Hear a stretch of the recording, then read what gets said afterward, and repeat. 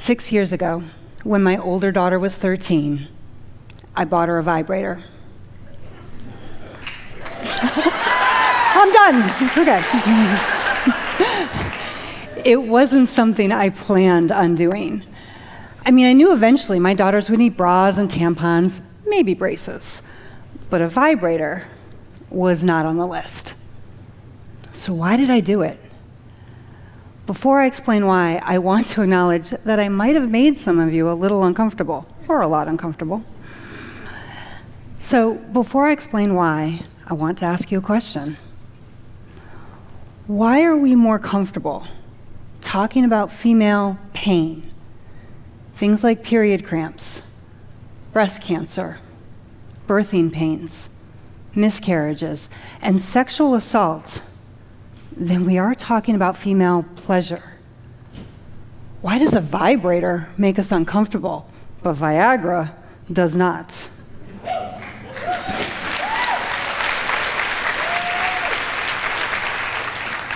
Getting my daughter a vibrator started me on a journey of thinking about the importance of empowering teenage girls, helping them to learn about their bodies and gain a sense of ownership of their bodies, including embracing their right to pleasure.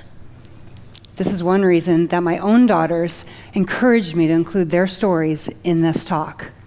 So I'm going to talk to you today about sex, specifically in regards to our teenage daughters. I know we don't like to think about our teenagers having sex, and because of societal double standards, especially our girls. But here's why we need to have this conversation, as uncomfortable as it may make us.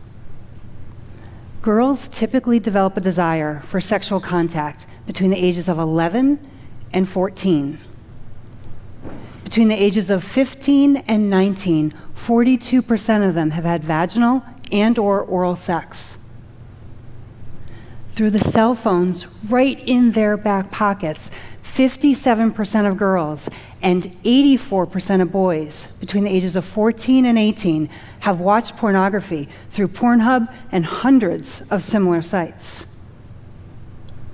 So if you have a kid in high school, it isn't a question of if they'll watch porn before they graduate, but more likely, when. This means that a lot of our kids are getting their sex education and trying to figure out what's normal from pornography. To illustrate why we can't leave our kids alone to navigate this sexual terrain, I want to share a story with you. Several years ago, I worked with an incredibly intelligent 14-year-old girl, helping her manage her overall life stressors. During one session, she asked if she could ask me a question about sex. She said that she was confused about the bases and wondered if it was really true that second base was anal sex. I was as shocked as you are. And yes, when I asked her, she did know what anal sex is. She had gotten her information from watching a few porn clips her friends had showed her during study hall at school. Thankfully, because of the trusting relationship she had with me, she was able to have this misconception corrected and her anxiety about it relieved. With her permission, I was also able to loop her mom in on the conversation so she could be a resource for her daughter.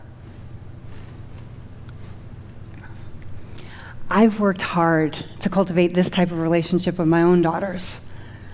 So when my 13-year-old said, "Mom, can I ask you a question?" Kids speak for be prepared for anything.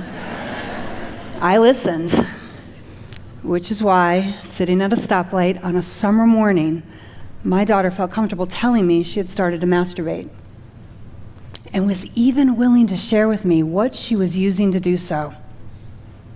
This is how I learned that she was masturbating in a way that was not safe for her body. And so, in the span of one red light, I decided to buy my daughter a vibrator. I wanted to support her in the safe exploration of her body, instead of burying my head in the sand, which is so tempting to do as parents with things that make us uncomfortable. When it comes to sex, we all need to become trusted resources for our kids. They need to be comfortable coming to us with questions and know they will get straight answers. And while this is certainly true in regards to accurate information, sometimes it's also about giving them the appropriate tool. When we talk about girls knowing and exploring their bodies, it's easy to get uncomfortable. But girls becoming familiar with their bodies is about health. Masturbation helps girls reduce stress, ease headaches, and alleviate cramps associated with their periods. When girls explore their bodies, they learn how their bodies feel when they are healthy, which also helps them recognize changes and potential problems. They have to touch their bodies to know their bodies. This became clear to me when I was working with one of my adult clients after her diagnosis with stage 4 breast cancer. As we discussed her prognosis, she said to me, "Robin, if I'd only done my breast checks, maybe I would have caught it sooner. Maybe I wouldn't be dying." But my client had been raised believing that touching herself was inappropriate.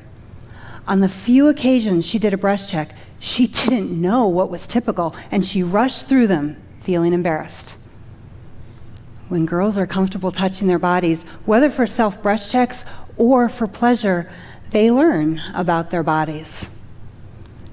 And when they know their bodies, they can better own their bodies. This is important when it comes to sex. Too often, others are dictating what girls should expect, want, and put up with.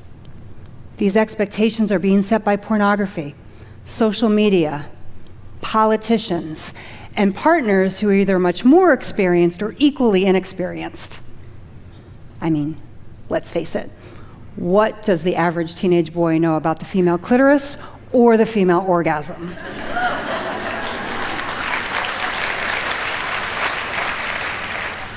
Given the statistics that about 15% of women have never had an orgasm and 81% of women do not orgasm through vaginal sex, it is important for our girls to know that it's okay to figure out what gives them pleasure and that they don't have to rely on someone else for that pleasure.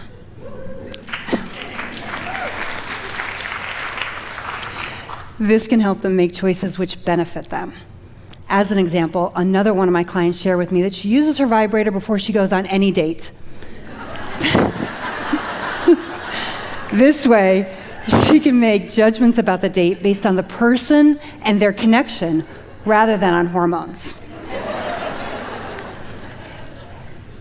And then when our daughters do decide to have sex with someone else, they will know enough about their sexual pleasure to be able to communicate what feels good to their partners. They won't have to follow the outdated norms of tolerating unsatisfying experiences, faking it, or even believing that their sole purpose is to serve someone else's pleasure. Our daughters will get the message that their wants and needs are important. Learning not to be ashamed of their sexual pleasure is not limited to girls and young women. I worked with a 65-year-old woman who had never, ever had an orgasm. She came to me for coaching because she felt demoralized. She had recently retired from her vice president position, feeling pushed out by her company as they hired younger executives. She had 2 goals for coaching. The first was to find new ways to spend her time which gave her purpose. The second one was, and I quote, to try out an orgasm.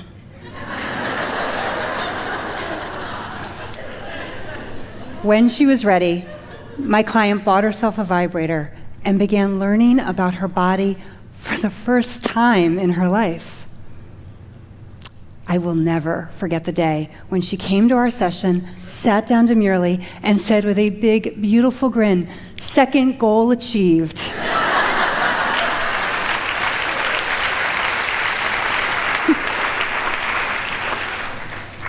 As she continued to learn about herself and her sexual pleasure, my client stopped referring to herself as old. She accepted a board position for a national nonprofit. She even created a profile on eHarmony. Can I say it was simply due to the orgasm? Of course not. But in asking for more from this one area of her life, she realized she could do the same in other areas of her life. We can help our daughters adopt this perspective long before my client did. We can support their healthy sexual development, but even more. By doing so, we empower their entire sense of selves. This is about helping our girls step into their power, raising them to become strong women who can speak up for themselves, whether they are in the bedroom or in the boardroom.